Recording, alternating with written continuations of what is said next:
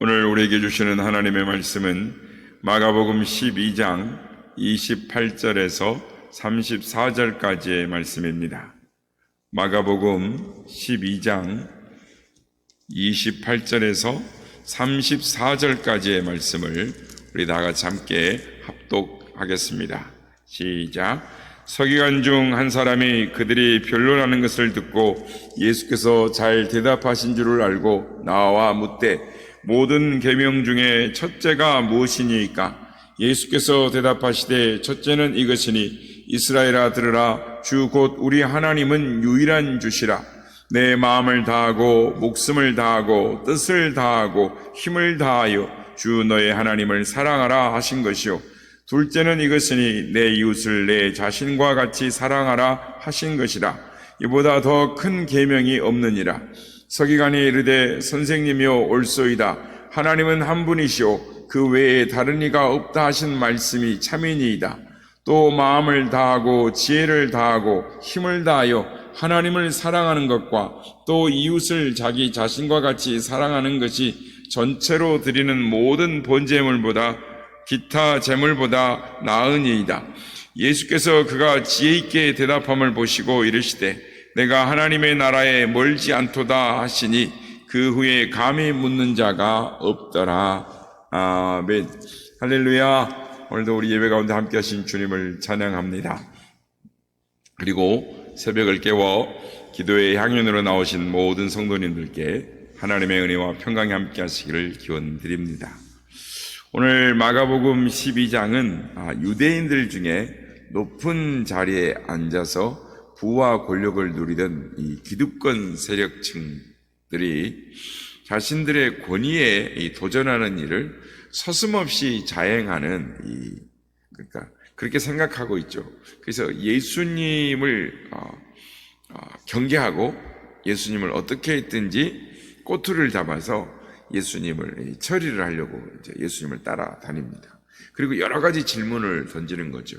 오늘 보면 우리가 읽지는 않았지만 이 본문 앞부분에 보면 먼저 바리새인들과 헤롯 당원들이 가이사에게 세금을 바치는 것이 옳으니까 이렇게 묻는 것입니다.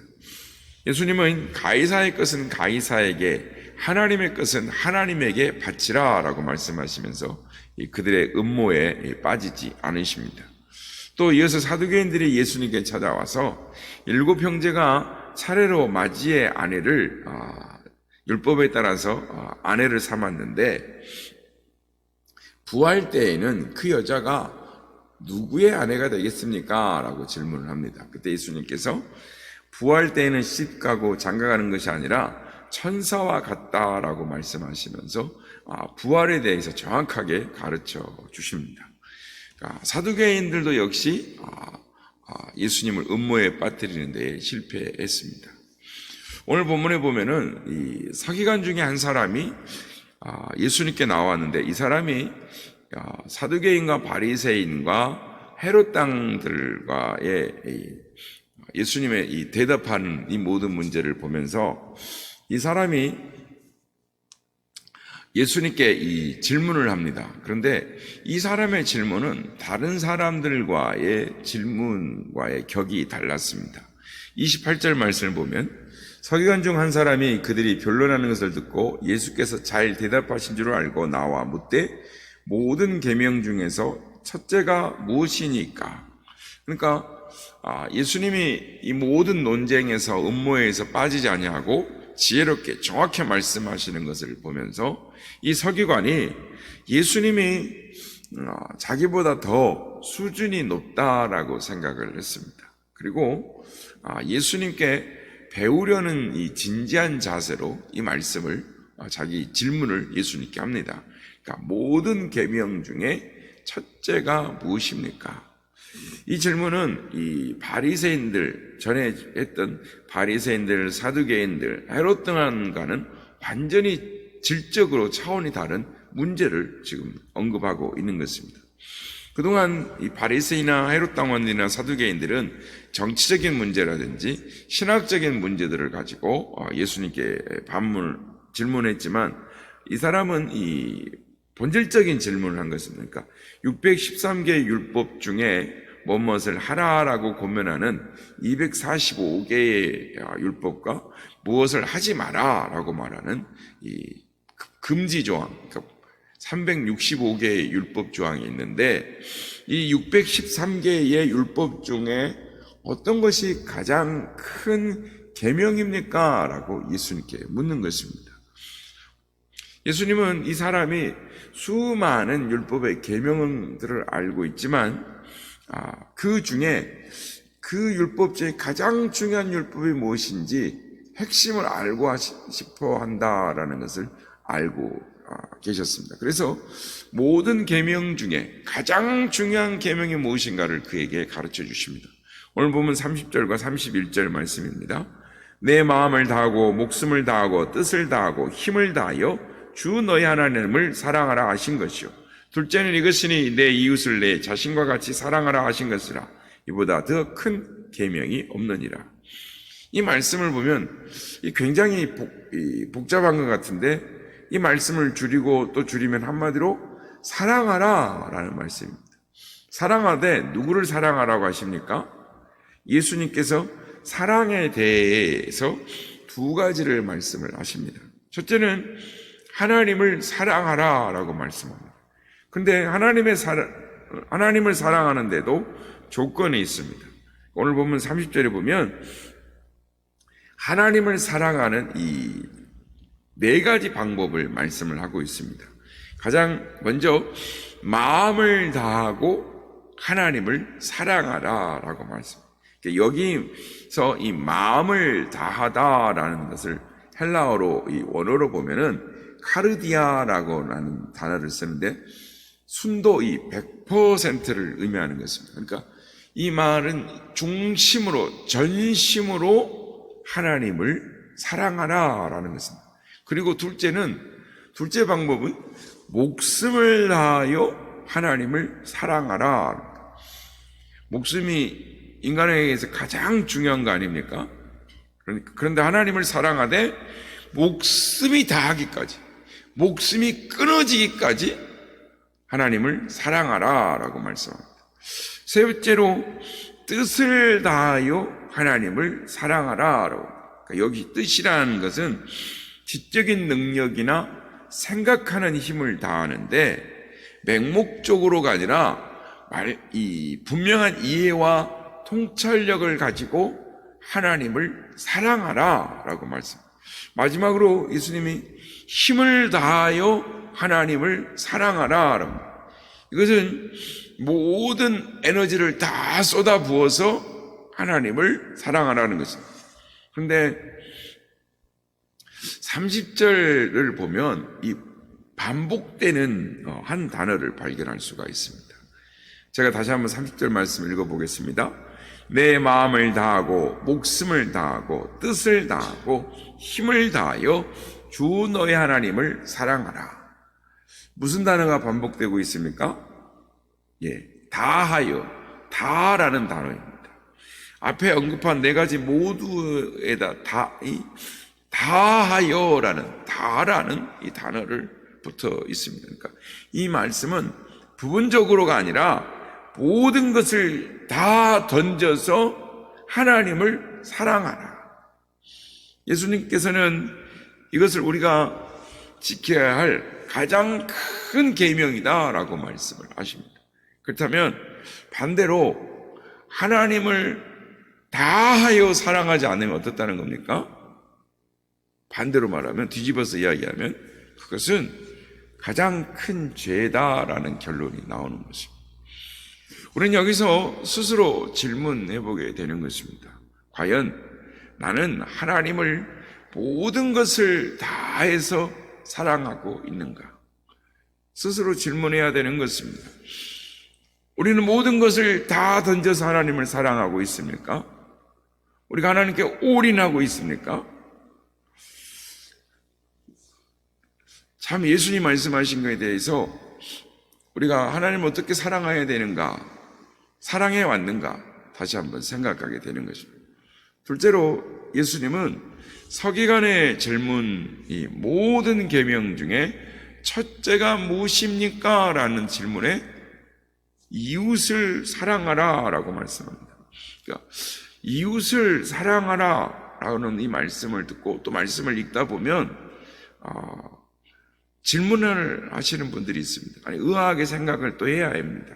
왜냐하면 목사님 방금 전에는 하나님만 사랑하라 해놓고는, 즉 예수님이 하나님만 사랑하라고 해놓고는 이웃을 사랑하라니, 이게 무슨 말입니까? 하나만 사랑, 큰 게 뭐냐 그런데 이게 논리에 맞지 않습니까? 그런데 이렇게 생각해도 무리가 아닌데, 오늘 보면 29절과 31절에 언급되는 이 첫째라는 단어와 둘째라는 단어를 우리가 염두에 두면은 쉽게 이해할 수가 있습니다. 그러니까 이것은 예수님께서 자주 쓰시는 단어가 아닙니다. 그러니까 예수님은 대부분 이 장황하게 나열해서 말씀하지 않으시고 간단하게 핵심만 툭 던지는 스타일의 어법을 사용하십니다. 그러니까 예수님의 대화법은 서론, 본론, 결론 이렇게 말하시지 않습니다. 또는 첫째, 둘째, 셋째 이렇게 말씀하시지 않습니다. 그렇게 말씀하시지 않는데 오늘 본문에서는 첫째, 둘째라는 단어를 사용을 하신다라는 것입니다. 이것은 서기관이 모든 계명 중에서 가장 중요한 계명이 무엇입니까? 라는 이 질문에 대해 이 답이 맞지 않는 것처럼 보입니다. 가장 중요한 계명이 뭐냐라고 물어봤는데 그 답은 두 개가 아니라 하나여야 되는 거죠. 그런데 예수님께서는 첫째, 하나님을 사랑하라. 둘째, 이웃을 사랑하라 라고 말씀하신다라는 것입니다. 이것은 하나님 사랑과 이웃 사랑이 다 중요하되 우선순위를 분명하기 위한 목적 때문에 이렇게 말씀하시는 것입니다. 그러니까 예수님은 하나님을 사랑하는 것이 이웃을 사랑하는 것보다 앞서야 한다라는 것을 분명히 밝히시기 위해서 드물게 이런 화법을 사용하셨습니다. 그래서 하나님 사랑이 형제 사랑의 밑바탕에 있어야 한다라는 것입니다. 그러니까 우리가 이웃을 사랑해도 그 사랑의 바탕에는 하나님 사랑이 있어야 한다라는 것입니다. 그러니까 우선순위가 뒤바뀌어서는 안 된다는 것을 가르치기 위해서 이렇게 말씀을 하신 것입니다. 더 나아가서 하나님을 사랑하는 것이 이웃 사랑하는 것보다 앞서서 행해야 될 일이지만 그거에 의해서 끝나서는 안 된다라는 것입니다. 가장 먼저 하나님을 사랑해야 하지만 하나님을 사랑하는 것만으로 전부가 아니라는 것입니다. 예수님께서는 수직적으로는 하나님을 사랑해야 하고 수평적으로는 이웃을 사랑해야 한다라고 말씀을 가르치십니다. 그런데 우리가 주위에 보면 수직적으로 하나님을 사랑하는 것은 하는데 수평적으로 이웃을 사랑하는 것은 잘 하지 못하는 그리스도인들을 보게 됩니다. 혹시 우리 중에도 수직적으로는 하나님과의 관계를 잘하는 것 같은데 수평적으로 이웃과 관계를 잘못하고 있는 분이 계십니까? 하나님 사랑은 잘하는데 이웃 사랑은 잘하지 못하는 분이 계시지 않느냐라는 것입니다. 요한일서 4장 20절과 21절은 그러한 사람들에게 이렇게 말씀합니다. 누구든지 하나님을 사랑하노라 하고 그 형제를 미워하면 이는 거짓말하는 자니 보는 바 그 형제를 사랑하지 아니하는 자는 보지 못하는 바 하나님을 사랑할 수 없느니라. 우리가 이 계명을 주께 받았나니 하나님을 사랑하는 자는 또한 그 형제를 사랑할지니라 라고 말씀합니다. 만약에 하나님을 사랑한다고 하면서도 이웃을 사랑하지 않으면 그 사람은 어떤 사람이라고 말씀합니까? 거짓말하는 자다라고 말씀합니다. 눈에 보이는 이웃을 사랑하지 못하면서 어떻게 눈에 보이지 않는 하나님을 사랑한다고 말할 수 있겠느냐? 그것은 새빨간 거짓말이다라고 말씀하는 것입니다. 그래서 하나님을 사랑한다라고 말하는 사람은 이웃을 사랑해야 한다라는 것입니다. 그래서 잠언 14장 21절에 보면 이웃을 업신 여기는 자는 죄를 범하는 자요 빈곤한 자를 불쌍히 여기는 자는 복이 있는 자니라 라고 말씀을 합니다. 또 잠언 19장 17절에 가난한 자를 불쌍히 여기는 것은 여호와께 구워드리는 것이니 그의 선행을 그에게 갚아주시리라 라고 말씀합니다. 그러니까 이웃을 돌보지 않는 사람은 정확하게 말하면 죄를 범하는 사람이지만, 이웃을 돌보는 사람은 어떤 사람이라고 합니까? 복이 있는 자다라고 말씀합니다. 또한 여호와께서 이웃을 돌보는 사람의 선행을 갚아준다 이렇게 말씀을 합니다. 빙점을 쓴 그 일본 사람 미우라 아야코의 이야기가 있습니다. 예전에도 한번 제가 이 이야기를 한 적이 있는데, 미우라 아야코가 살림을 보태기 위해서 살고 있는 집에 조그만 구멍가게를 냈습니다. 이 타고난 천성이 부드럽고 또 부침성이 있고 친절해서, 그러니까 인심이 좋아서 동네 사람들이 그 가게에 다 찾아왔습니다. 그러니까 장사가 너무나 잘 되는 거예요. 그러면 이렇게 되면 하나님이 우리를 축복해 주셨어 라고 기뻐했을 텐데, 이 미우라 아야코는 달랐습니다. 그녀는 남편에게 이렇게 말합니다. 온 동네 사람들이 우리 가게를 찾는다면 주위의 사람들, 우리 주위의 가게들은 문을 닫지 않겠어요? 그것은 그리스도인으로서 취할 올바른 자세가 아닌 것 같아요. 같이 공존하는 것이 중요한 것 같아요 라고 말을 했어요. 가게 구색을 맞추기 위해서 물건을 몽땅 갖다 놓지 말고 우리 가게에 맞는 품목만 갖다 놓고 팔았으면 해요 라고 말을 합니다. 그랬더니 이 남편이 이 아내의 말을 듣고 감명을 받고 그대로 합니다. 그래서 손님들이 가게에 있는 물건을 찾으러 오면 팔고, 없는 물건을 찾으면 옆집 가게를 소개를 해줍니다. 그런데 놀랍게도 자기 가게도 살고 옆집 가게도 살더라는 것입니다. 그리고 그녀가 이렇게 고백합니다. 이런 식으로 장사하게 되니 여유 있는 시간을 얻어서 틈틈이 글을 쓰게 되고 나중에는 작가의 길로 들어가는 축복까지도 누리게 되었습니다. 동시에 내 인생에서 가장 중요한 이웃도 얻게 되었지요 라고 말을 합니다. 사랑하는 성도 여러분, 하나님을 사랑하는 것이, 가장 이웃을 사랑하는 것이, 이 두 가지가 가장 신앙의 중요한 축이라는 것을 기억하시길 바랍니다. 하나님을 사랑하고 이웃을 사랑할 때 그곳에 하나님의 나라가 임하고 하나님의 역사가 임하는 줄 믿습니다.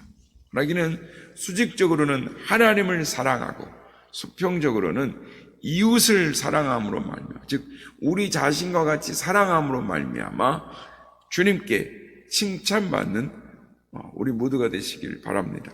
그리고 말씀대로 사랑을 실천함으로 말미암아 하나님의 나라가 우리들의 삶 가운데, 여러분의 삶 가운데 열리는 놀라운 역사를 체험하며 살아가시는 우리 모두가 되시길 예수님의 이름으로 축복합니다.